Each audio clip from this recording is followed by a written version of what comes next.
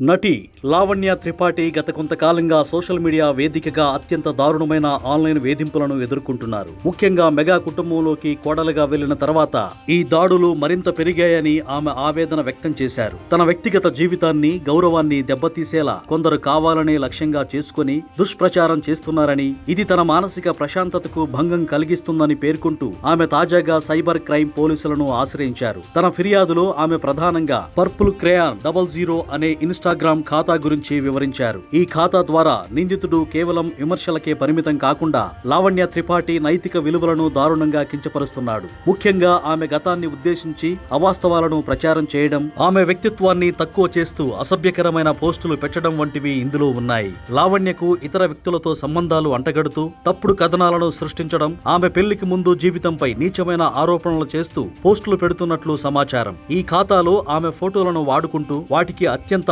అభ్యంతరకరమైన, జుగుప్సాకరమైన క్యాప్షన్లు జోడిస్తూ తన పరువుకు భంగం కలిగిస్తున్నాడని ఆమె ఫిర్యాదులో పేర్కొన్నారు. ఈ వ్యవహారాన్ని సీరియస్ గా తీసుకున్న పోలీసులు ఐటీ చట్టం సెక్షన్ 67తో పాటు భారత న్యాయ సంహితలోని సెక్షన్ 78, 79 కింద కేసులు నమోదు చేశారు. మహిళల పట్ల అసభ్యంగా ప్రవర్తించడం, ఆన్లైన్ వేధింపులకు పాల్పడడం వంటి నేరాల కింద దర్యాప్తు ప్రారంభించారు. సదరు ఇన్స్టాగ్రామ్ ఖాతాను నిర్వహిస్తున్న వ్యక్తిని గుర్తించి కఠినమైన చర్యలు తీసుకోవాలని లావణ్య కోరారు. అలాగే తనపై పెట్టిన అభ్యంతరకర పోస్టులను వెంటనే తొలగించేలా చర్యలు తీసుకోవాలని డిమాండ్ చేశారు. గతంలో కూడా లావణ్య ఇలాంటి చేదు అనుభవాలను ఎదుర్కొన్నారు. సునిషిత్ అనే వ్యక్తి ఆమెను తాను పెళ్లి చేసుకున్నానని, ఆమెతో తనకు సంబంధం ఉందని అత్యంత నీచమైన అబద్ధాలను సోషల్ మీడియాలో ప్రచారం చేయడంతో అప్పట్లో ఆమె ధైర్యంగా స్పందించి చట్టపరమైన చర్యలు తీసుకున్నారు. ఫలితంగా పోలీసులు అతన్ని అరెస్టు చేశారు. ఇప్పుడు కూడా అదే పంధాలు తన ఆత్మగౌరవం కోసం పోరాడుతూ సైబర్ నేరగాళ్లకు గట్టి హెచ్చరిక పంపాలని ఆమె నిర్ణయించుకున్నారు.